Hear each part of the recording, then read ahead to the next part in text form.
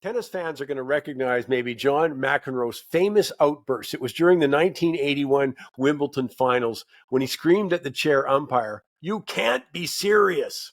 Well, I bring it up because that was actually my response when I heard Prime Minister Carney declare that as the most European of non-European countries, Canada looks first to the European Union to build a better world, and now working alongside the European Union to combat climate change.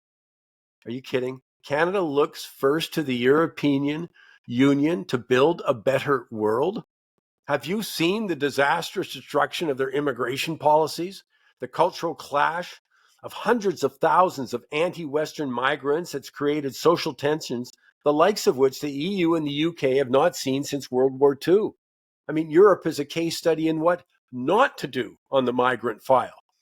I'm not surprised, though, that big government advocates like Prime Minister Carney applaud the overwhelming size of the bureaucracy in the EU, which is layered on top of individual member countries.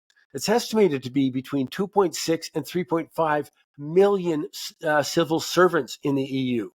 But keep in mind, well, that's what Mr. Carney supported while head of the Bank of England when he opposed Brexit, and what the Liberals have implemented in Canada for the last 10 years, a 40% growth in the civil service, along with an extensive list of tax increases. I mean, Mr. Carney already has clearly stated he supports the EU's censorship of social media, with the government in charge of what the public can and can't see. I mean, economically, Prime Minister Carney has long rejected free market capitalism in favor of what's top-down government control, despite its unblemished record of failure. I mean, think about this. GDP per capita in the US is 2 times higher than the EU, but Mr. Carney wants to emulate the bureaucratic, regulatory, heavy EU model. Meanwhile, the capital flight out of the EU certainly doesn't bother him, nor does the EU's pro-Western stance with Russia and war with Russia. Taxpayers should be asking themselves how the EU plans to fund the estimated 800 billion euro for its war with Russia under what they're calling the Readiness 230 plan, formerly called Rearm Europe. And in case you missed it, Mark Carney committed an additional $4.2 billion to Ukraine at the just completed G7 summit in Alberta. I mean, financially, the EU has a major debt problem due to its financial structure because, well, when it formed a political union, but not a fiscal union. And then there's a climate change agenda. And I'll go back to McEnroe. You can't be serious. I'm not debating climate change. That's another issue. My reactions for the Prime Minister thinking that even for a moment, anyone would want to mirror what Europe has done in the name of climate. In a nutshell, it's been a disaster in so many areas thanks to knee-jerk ideology and outright lack of common sense. And by the way, much of that's reflected in the Carney co-founded net zero agenda. I'm not talking about, I am talking rather about the shutting down of nuclear power plants in Germany, but they had no replacement power. I'm talking about failing to recognize that both wind and solar are intermittent power sources, but having no plan for backup power. I mean, European climate policy has been a disaster. We just had 55 million people in Spain and Portugal in a major blackout due to renewable energy policies. And as Bjorn Lomborg says, that should have been a wake-up call on green energy, but it won't be.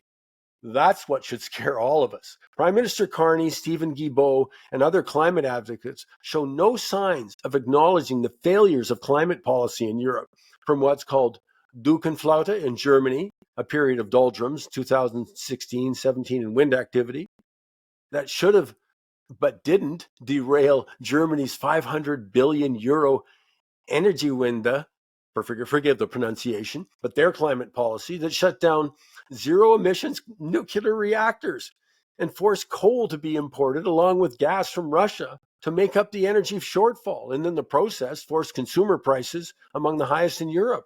I mean, the Netherlands, for example, spent over $11 billion subsidizing biomass as green energy. They were purchasing wood chips from US and Canada. That, critics argue that actually increased emissions. UK had a sharp drop in wind generation in 2021, caused a huge jump in power prices. I mean, I could go on. There's other examples, France. But the point is, who would want to follow Europe's lead, or better put, who can afford to?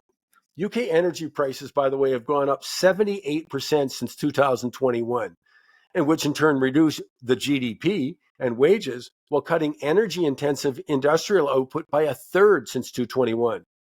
And Mr. Carney's net zero played a significant role. I mean, forgive me for repeating, though. Prime Minister Carney, you can't be serious because individuals and businesses in Canada simply can't afford it.